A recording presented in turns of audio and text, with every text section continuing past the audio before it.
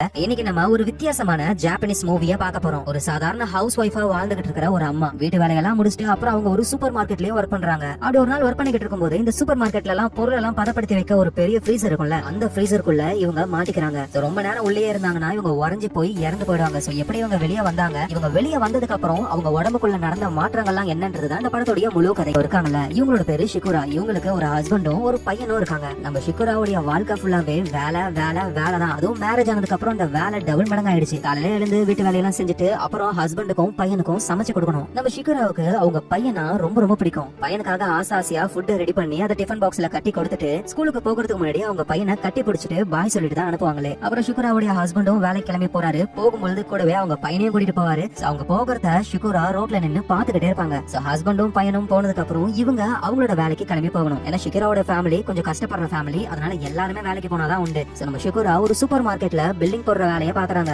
நின்னுகிட்டே தான் அவங்க வேலை செய்யணும். வீட்லயும் வேலை செஞ்சுட்டு இங்கேயும் வந்து செய்யறாங்களா, பாவம் அவங்க உடம்பே ஒரு மாதிரி ஆகுது. இருந்தாலும் வேலையெல்லாம் முடிச்சிடுறாங்க. சூப்பர் மார்க்கெட்டை க்ளோஸ் பண்ற டைம். இவங்களும் வீட்டுக்கு போகலாம்னு ரெடி ஆகும்போது ஒருத்தர் வராரு. ஷிகுரா, எனக்கு கொஞ்சம் அர்ஜென்ட்டான வேலை இருக்கு, நான் வீட்டுக்கு போகணும். அதனால நீ என்ன பண்ற, ஃப்ரீசருக்கு போயிட்டு எக்ஸ்பைரி ஆன பொருள்லாம் எவ்வளவு இருக்குன்னு ஸ்டாக் செக் பண்ணுன்னு சொல்றாரு. இந்த ஷிகுரா என்ன மாதிரி ஒரு கேரக்டர்னா, யாராவது ஒருத்தர் வந்து வேலையை கொடுத்தாங்கன்னா இதெல்லாம் நல்லா பண்ண முடியாது அப்படின்னு மூஞ்சில அடிச்ச மாதிரிலாம் சொல்ல மாட்டாங்க. யாரு என்ன வேலையை சொன்னாலும் அப்படியே செய்வாங்க. சரின்னு ஷிகுராவும் ஓகே நான் ஸ்டாக் செக் பண்றேன்னு நேரா அவங்க ஃப்ரீசருக்கு போக ஆரம்பிக்கிறாங்க. ஷிகுராவுடைய மனசுக்குள்ள ஓடுற விஷயம் என்னன்னா, நம்ம எந்த மாதிரி ஒரு லைஃப வாழ்றோம், யாருக்கும் எந்த யூஸும் இல்லாம ஏதோ ரோபோட் மாதிரி வாழ்றோமேனு அவங்க மனசுக்குள்ள தோணிக்கிட்டே இருக்கு. ஏன்னா ஷிகுராவை பொறுத்த வரைக்கும் நம்ம வாழ்றோம் அப்படின்னா அதுக்கு ஒரு அர்த்தம் இருக்கணும். ஆனா எந்த அர்த்தமும் இல்லாம இப்படி ஒரு வாழ்க்கையை வாழ்றோமேனு அவங்க வாழ்க்கையை நினைச்சு அவங்களுக்கு வெறுப்பாகுது. ஷிகுரா அந்த ஃப்ரீசருக்குள்ள போறாங்க. அது ரொம்ப பெரிய ஃப்ரீசர், நிறைய பொருள் அங்க வச்சிருக்காங்க. ரொம்ப நாளாவே இந்த ஃப்ரீசர்ல நிறைய பொருள் வச்சிருப்பாங்க. எக்ஸ்பைரியான பொருளும் அங்க இருக்கும். எக்ஸ்பைரியான பொருள்லாம் என்னென்னு இவங்க கரெக்டா கணக்கெடுத்து எல்லாத்தையும் நோட் பண்ணணும். சோ அந்த வேலையை அவங்க பாத்துக்கிட்டு இருக்காங்க. அது ரொம்ப பெரிய ஃப்ரீசர். இவங்க பாத்துக்கிட்டு இருக்கிற ஸ்டாக்கும் கொஞ்சம் உள்ள இருக்கா. அந்த நேரம் பார்த்து ஃப்ரீசருக்கு வெளியே ஒருத்தர் இருக்காரு.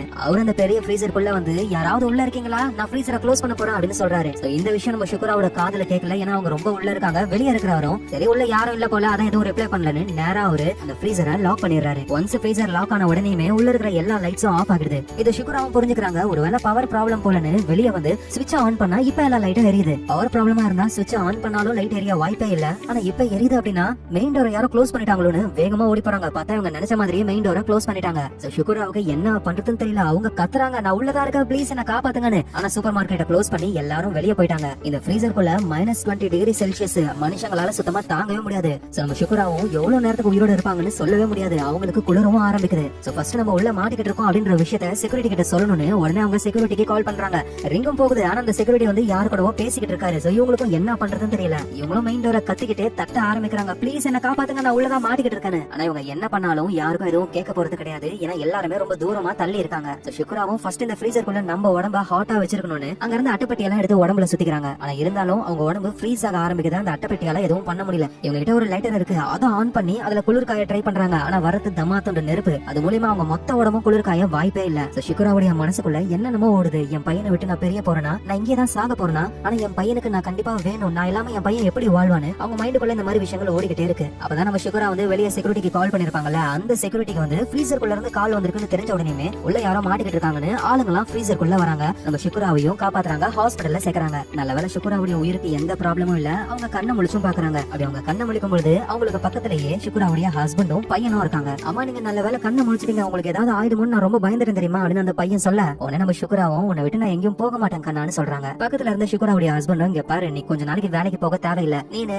நானு நம்ம பையன் 3 பேரும் சந்தோஷமா டைம் ஸ்பெண்ட் பண்ணலாம் அப்படின்னு அவர் சொல்ல ஷிகுராவும் ஓகேன்னு சொல்லி அவங்க படுத்துக்கிட்டு இருக்கிற அந்த ஹாஸ்பிடல் பெட்ல இருந்து எழுந்துக்க ட்ரை பண்றாங்க. அப்படி எழுந்துக்கும் பொழுது பக்கத்துல கம்பி இருக்கு, அதை தொடுறாங்க. அது ரொம்ப ஜில்லுன்னு இருக்கு. உடனே ஷிகுரா கையை எடுத்துறாங்க. பக்கத்துல இருந்த ஹஸ்பண்டும் என்ன ஆச்சு, இல்ல ஒண்ணும் இல்லங்கன்னு ஷிகுரா எதுவும் சொல்லல. அடுத்த நாள் ஆகுது. இவங்க பார்க்குக்கு போறாங்க. நல்ல வெயில் வேற. ஷிகுராவோட பையன் ஜாலியா விளையாடிக்கிட்டு இருக்கான். ஆனா ஷிகுராவுக்கு உடம்புலாம் குளிர ஆரம்பிக்குது இந்த வெயில்ல. ஹஸ்பண்டும் காஃபி வாங்கிட்டு வராரு. இந்த காஃபி அப்படின்னு ஷிகுரா கிட்ட கொடுக்க அவங்களும் வாங்கி குடிக்கிறாங்க. என்னங்க எனக்கு குளிருதுங்க, நீங்க கோல்டு காஃபி வாங்கிட்டு வந்திருக்கீங்க, ரொம்ப ஜில்லுன்னு இருக்கு. எனது கோல்டு காஃபியா? ஏ ஷிகுரா உனக்கு என்ன ஆச்சுன்னு அந்த காஃபியை வாங்கி ஓபன் பண்ணி காட்டுறாரு. பாரு நல்லா சூடா இருக்கு, ஆதி பறக்குது பாரு. ஆமா சூடா தான் இருக்கு, ஆனா நான் குடிக்கும்போது ஜில்லுன்னு இருக்கு. உடனே ஷிகுராவோட பையனாங்க வந்து அம்மா வாங்கம்மா என்ன ஊஞ்சல்ல ஆட்டுங்க அப்படின்னு ஷிகுராவோட கையை பிடிக்க அவங்களுக்கு அவங்க பையனோட கையும் ரொம்ப ஜில்லுன்னு இருக்கிற மாதிரி இருக்கு. ஆனா இது கூட பரவாயில்ல. ஷிகுரா அப்படியே மேல பாக்குறாங்க, சூரியன் இருக்கு. அந்த சூரிய வெளிச்சம் கூட அவங்களுக்கு ஜில்லுன்னு இருக்கு. ஷிகுராவுக்கு என்ன பண்றதுன்னு புரியல. இந்த விஷயத்த யாருக்கிட்டையும் சொல்லாம கொஞ்ச நாள்லயே அவங்க வேலைக்கும் போயிடுறாங்க. இப்ப நம்ம ஷிகுரா பில்டிங்ல எல்லாம் வேலை செய்யல, வர கஸ்டமருக்கு ஒரு ப்ராடக்ட்டோட சாம்பிளை வந்து செஞ்சு கொடுக்குற வேலை. சின்னதா ஒரு அடுப்பு இருக்கு, அதுல பேனை வச்சு நல்லா ஹீட் பண்ணி அதுல அந்த சாம்பிள்ஸ் எல்லாம் குக் பண்ணிக்கிட்டு இருக்காங்க. அப்ப பக்கத்துல ஷிகுராவோட ஃப்ரெண்டும் வராங்க. நீ திரும்ப வேலை வேலைக்கு வந்ததுக்கு அப்புறம் தான் எனக்கு நிம்மதியே தெரியுமா, இதுக்கப்புறம் உனக்கு எந்த ப்ராப்ளம் கிடையாது அப்படின்னு அவங்க சொல்றாங்க. அப்ப அந்த சூப்பர் மார்க்கெட்ல ஏசி ஆன் பண்றாங்க. அது இப்பதான் ஆன் ஆச்சு. ஆனா அதுக்குள்ளேயே நம்ம சுக்குராவுக்கு ரொம்ப குளிருது.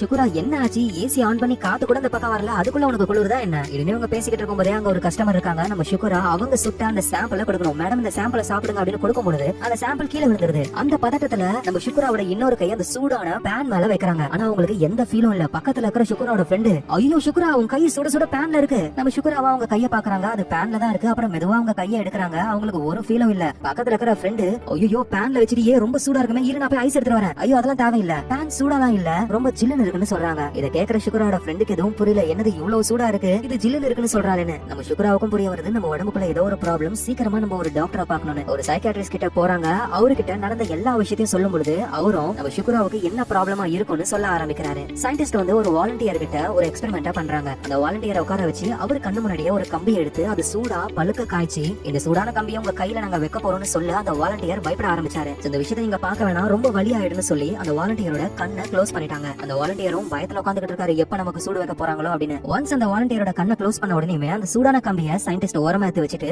நார்மலான கம்பி எடுத்து அவரோட கையில வைக்கிறாங்க. அந்த கம்பியில சூடுலாம் கிடையாது, ஒரு நார்மலான கம்பி. ஆனா அதை வச்ச உடனே அந்த வாலண்டியர் கத்துறாரு. அந்த கம்பி பட்ட இடம் அப்படியே வெந்து போயிருக்கு. சயின்டிஸ்ட் பண்ண அந்த எக்ஸ்பெரிமெண்ட்டும் சக்சஸ் ஆகுது. அது என்னன்னா, ஒரு மனுஷனோட ஆள் மனசு சொல்றதுதான் அந்த மனுஷனோட உடம்பு கேட்கும். அந்த வாலண்டியரோட மனசு ஃபுல்லா நமக்கு சூடு வைக்க போறாங்க அப்படின்னு ஓடிக்கிட்டே இருந்திருக்கு. இந்த விஷயத்தை அவரோட ஆள் மனசு ரொம்ப அதிகமா நம்பினதுனால ஒரு சாதாரண கம்பி அவரோட கையில வச்ச உடனே அந்த ஆள் மனசு அது சூடான கம்பின்னு நினைச்சுக்கிட்டு இது மூலியமா அவரோட உடம்பு ஒரு சூடான கம்பி பட்டா எப்படி ரியாக்ட் பண்ணுமோ அதே மாதிரியா ரியாக்ட் பண்ணி புண்ணுலாம் ஆயிடுச்சு. நம்மளோட ஆள் மனசு எதை அதிகமா நம்புதோ அந்த விஷயங்களுக்கு ஏத்த மாதிரி நம்ம உடம்பு ரியாக்ட் ஆகும். நீங்க அந்த ஃப்ரீசர்ல இருந்து மாட்டி எப்படியோ உயிர் பொழைச்சு வெளியே வந்துட்டீங்க. ஆனா உங்களோட ஆள் மனசு இன்னமும் அந்த ஃப்ரீசருக்குள்ள மாட்டிக்கிட்டு இருக்கிற மாதிரியும் தன்னை சுத்தி இருக்கிற எல்லாமே ஜில்லுன்னு இருக்கிற மாதிரியும் நினைச்சிட்டு இருக்கு. இதை ஒரு வகையில சூப்பர் பவர்னு கூட சொல்லலாம். ஏன்னா எந்த நெருப்புனாலையும் உங்களை எதுவும் பண்ண முடியாது. ஆனா டாக்டர் என்னால இந்த மாதிரியா வாழ முடியாதுல, இது எப்ப சரியாகும் அப்படின்னு சுக்குரா கேட்க, அது எப்ப சரியாகும்ல என்னால சொல்ல முடியாதுமா. ஏன்னா உன்னோட மனசு கொஞ்சம் கொஞ்சமா அதுல இருந்து ரெக்கவர் ஆகணும். அதுக்கு சில நாட்கள் ஆகலாம், மாசங்கள் கூட ஆகலாம். ஆனா நீ பொறுமையா வெயிட் பண்ணனா கண்டிப்பா எல்லாமே சரியாயிடும் சொல்றாரு. சுக்குராவும் எல்லாமே நமக்கு சரியாயிடும், நம்ம ஃபேமிலி கூட நம்ம சந்தோஷமா வாழலான்னு அப்படின்னு நினைச்சுக்கிட்டே ரோட்ல வந்துகிட்டே இருக்காங்க. பார்த்தா அவங்களுக்கு ஆப்போசிட்லயே சுக்குராவுடைய ஹஸ்பண்டும் பையனும் இருக்காங்க. அந்த பையன் ஓடி வந்து அம்மா நான் சீக்கிரமா வந்துட்டேன்னு சுக்குராவுடைய கையை பிடிக்க சுக்குராவுக்கு ஜில்லுன்னு இருக்கு. எப்பவுமே அவங்க பையன் வந்து அவன் அப்படியே கட்டி பிடிச்சிட்டு விடவே மாட்டாங்க. ஆனா இப்ப அவங்க பையனை அவங்களால தொடக்கூட முடியல.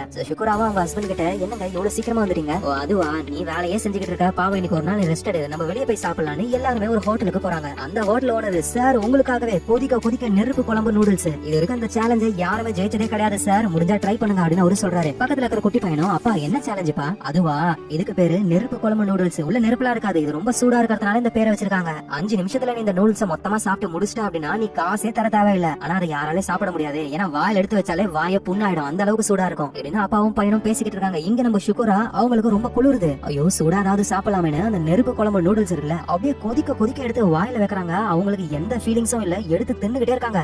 இதான் அந்த குட்டி பையன் சுக்குராவுடைய ஹஸ்பண்ட், அந்த ஹோட்டலுக்காரு எல்லாரும் உட்காந்து வாயை பொழுது பாக்குறாங்க. ஆனா இவங்க பார்த்தா பரவாயில்ல, அந்த ஹோட்டல்ல சாப்பிட்டு இருக்கிற எல்லாருமே என்ன இந்த பொம்பளை இப்படி சாப்பிடறாளேன்னு பாக்குறாங்க. நூடுல்ஸ் அதுல இருக்கிற தண்ணி எல்லாமே கொதிக்க கொதிக்க வாயில ஊத்துறாங்க. கடைசியா அந்த பவுலையே எடுத்து மொத்தமா வாய்க்குள்ள சாச்சிட்டு வைக்கிறாங்க. ஒரு நிமிஷம் கூட ஆகலைங்க.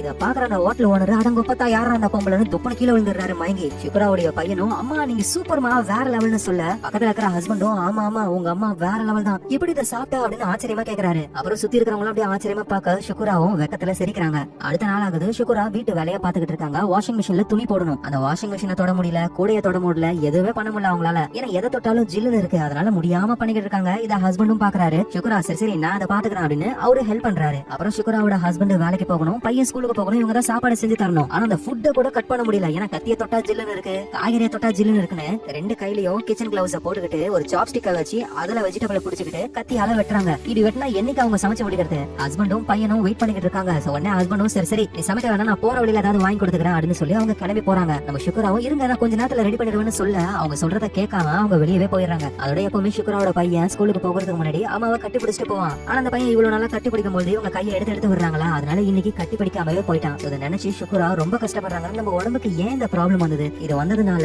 ஆல்ரெடி ஒன்னதுக்கும் உதவாத இருந்த லைஃப் இன்னும் உதவாம போயிடுச்சுன்னு ரொம்ப கஷ்டப்படுறாங்க. ரேடியோல வேற சொல்றாங்க இதுக்கப்புறம் வெயில் ரொம்ப மோசமானதா இருக்கும், பாத்து இருந்துக்கோங்கன்னு. ஆனா நம்ம சுக்குராவுக்கு குளிர் இன்னும் தான் அதிகமாகுது. ஏன்னா எந்த அளவுக்கு வெயில் அடிக்குதோ அந்த அளவுக்கு இவங்களுக்கு குளிருது. ரோட்ல போகும்பொழுது துணிக்கு மேல துணி, துணிக்கு மேல துணின்னு அப்படியே பல்கா போறாங்க. மத்தவங்க எல்லாம் எப்பா என்ன வெயில்றான்னு கொடையா புடிச்சுக்கிட்டு வேர்வை தண்ணி ஊத்திக்கிட்டு போறாங்க. ஆனா நம்ம சுக்குரா என்னமோ இந்த அம்மா அண்டார்டிகால இருக்கிற மாதிரி குளிர்ல நடுங்கிட்டே போறாங்க. இதை பார்த்து அங்க இருக்கிற யாருக்கு எதுவும் புரியல. அப்புறம் நம்ம சுக்குரா சூப்பர் மார்க்கெட்ல போயிட்டு வேலையை பாத்துக்கிட்டு இருக்காங்க. அதே மாதிரி சாம்பிள் தான் சுடு தண்ணில கொதிக்க வைக்கணும். ஐயோ குளிர் நம்மளால தாங்கவே முடியலையே அப்படின்னு சுடு தண்ணில அவங்க கைய விட்டு பாக்குறாங்க. அதுவும் ஜில்லுன்னு இருக்கு. அப்படியே அவங்க கைய பாக்குறாங்க, என்ன நமக்கு சூடே தெரியலையேன்னு திரும்பவும் உள்ள விட்டுறாங்க. இன்னும் அவங்களுக்கு ரொம்ப குளிரா இருக்கு, அதனால ஓரமா உட்காந்துட்டு இருக்காங்க. அப்ப ஷுகுராவோட ஃப்ரெண்டு பக்கத்துல வந்து உனக்கு ரொம்ப குளிருதா, இந்த காஃபியை குடின்னு கொடுக்குறாங்க. ஷுகுராவும் அந்த காஃபியை குடிச்சு பார்த்தா அது ரொம்ப ஜில்லுன்னு இருக்கு, தள்ளி விடுறாங்க. பார்த்தா அந்த காஃபி அவ்வளவு சூடா இருக்கு, கொதிக்க கொதிக்க கொண்டு வந்திருக்காங்க. அதுல இருந்து கொஞ்சோண்டு ஒரு சொட்டு ஷுகுராவோட ஃப்ரெண்டு கையில பட்ட உடனேயுமே அவன் இவ்வளவு சூடா இருக்கு, ஷுகுரா உனக்கு என்ன ஆச்சு, போய் நீ டாக்டரை பாரு அப்படின்னு திட்டுறாங்க. அவ நம்ம ஷுகுராவும் வீட்டுக்கு வந்துடுறாங்க. வீட்டுல ஃபேன் எல்லாமே ஹீட் ஃபேன். அந்த ஃபேனை நம்ம ஆன் பண்ணோம்னா சூடான காத்து தான் வரும், சுத்தி ஹீட் ஃபேன்.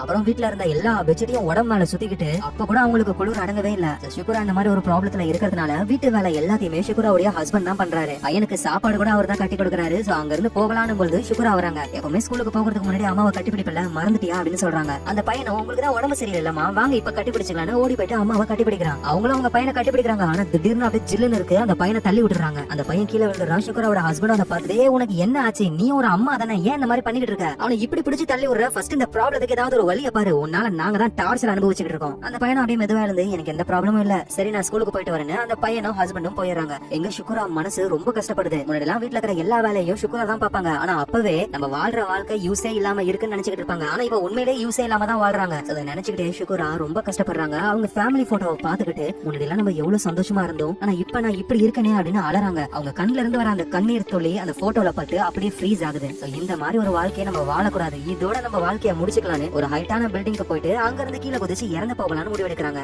அப்படியே எஜ்ல நின்னுக்கிட்டு குதிக்கிறதுக்கு ரெடியா இருக்கும் போதுதான் தூரத்துல இருந்து ஏதோ புகை வருது. அங்க நிறைய பேர் நின்னுக்கிட்டு கத்திக்கிட்டு இருக்காங்க. ஐயோ என் குழந்தைன்னு ஒரு லேடி வேற அலற சவுண்ட் கேக்குது. அது என்ன சவுண்ட்னு கீழே குதிக்கலான்னு இருந்தவங்க நேரா அந்த புகை வர இடத்துக்கு போறாங்க. பார்த்தா ஒரு வீட்டுல தீ பிடிச்சி மொத்த வீடும் எரிய ஆரம்பிக்குது. எல்லாரும் வெளியே வந்துட்டாங்க. ஆனா ஒரே ஒரு குழந்தை மட்டும் உள்ள மாட்டிக்கிட்டு இருக்கு. அந்த குழந்தையோட அம்மா அழுதுகிட்டு இருக்காங்க. யாரும் உள்ளே போக மாட்டாங்க, ஏன்னா நெருப்பு ரொம்ப மோசமா எரியுது, உள்ள போனா நம்மளும் எரிஞ்சு போயிடுவோம். ஷுகுராவும் பாக்குறாங்க, எப்படியா இருந்தாலும் நம்ம சாக தான் போறோம், அட்லீஸ்ட் அந்த குழந்தையை காப்பாத்திட்டு செத்து போகலான்னு நெருப்பு எரிஞ்சுக்கிட்டு இருக்கிற அந்த பில்டிங் குள்ள இவங்க போக ஆரம்பிக்கிறாங்க. அந்த நெருப்போட டெம்பரேச்சர்லாம் ரொம்ப ரொம்ப அதிகம். அதெல்லாம் கண்டுக்காம இவங்க நேரா உள்ள போயிட்டு அந்த குழந்தையும் பாத்துறாங்க. அதோட குட்டி பையன் அப்படியே ஓரமா உட்காந்துக்கிட்டு அழுதுகிட்டு இருக்கான், அம்மா என்ன காப்பாத்துங்கன்னு. நம்ம ஷுகுராவும் அந்த பையன் கிட்ட போறாங்க. நீ ஒன்னும் கவலைப்படாத, நான் உன்னை காப்பாத்துறேன் அப்படின்னு சொல்ல, பின்னாடி கிச்சன்ல கேஸ் சிலிண்டர் வெடிச்சு அப்படியே நெருப்பு வருது இவங்க கிட்ட. ஆனா நம்ம ஷுகுரா அந்த பையன் மேல படாத மாதிரி அந்த பையனை அப்படியே அழகா பிடிச்சுக்கிறாங்க. எல்லா நெருப்பும் இவங்க முதுகு மேல பட்டு ட்ரெஸ்ஸே எரிய ஆரம்பிக்குது. ஆனா நார்மலான ஆளுங்களா இருந்தா இந்த நேரத்துக்கு அவங்க உடனே பொசுங்கி போயிருக்கும். ஆனா இவங்களுக்கு தான் இந்த மாதிரி வித்தியாசமான ஒரு பவர் இருக்கு. அதனால இந்த சூடு கூட அவங்களுக்கு ஜில்லுன்னு தான் தெரியுது. அந்த பையனை அப்படியே அழகா பிடிச்சுக்கிட்டு வெளியே போக ஆரம்பிக்கிறாங்க. அந்த நெருப்பு கங்குல இருந்து எல்லாம் எஸ்கேப் ஆகி அந்த பையனை பத்திரமா வெளியே கொண்டு வந்து அவங்க அம்மா கிட்டயே ஒப்படைக்கிறாங்க. அந்த அம்மாவுக்கு அவங்க பையனை பார்த்த உடனே அவ்வளவு சந்தோஷம், என் பையனோட உயிரையும் நீங்க காப்பாத்திருக்கீங்க, நான் என்ன சொல்றதே தெரியலன்னு அலறாங்க. அதோட எதுவுமே பண்ண முடியாம அங்க நின்னுட்டு இருந்த ஃபயர் ஃபைட்டர்ஸ் எல்லாம் நேரா நம்ம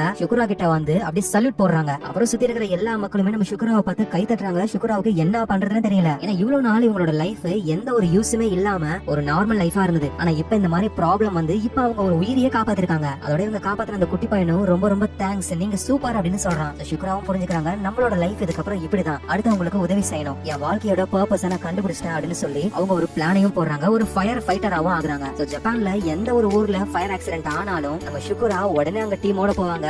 எவ்வளவு சூடா இருந்தாலும் பரவாயில்ல, ஷுகுராவுக்கு தான் எதுவுமே ஆகாது. அவங்க தைரியமா உள்ள போயிட்டு அங்க மாட்டிக்கிட்டு இருக்கிறவங்கள காப்பாத்துவாங்க. இவ்வளவு நாள் நம்ம ஷுகுராவை அவங்க ஹஸ்பண்டும் பையனும் எப்படி நினைச்சிருப்பாங்கன்னு தெரியல. ஆனா இப்ப நம்ம ஷுகுரா ஜப்பானுக்கே ஒரு ஹீரோ மாதிரி. ஏன்னா அவங்க காப்பாத்தின உயிர்கள் அவ்வளவு அதிகம். இந்த இடத்துலயே இந்த கதை முடியுது.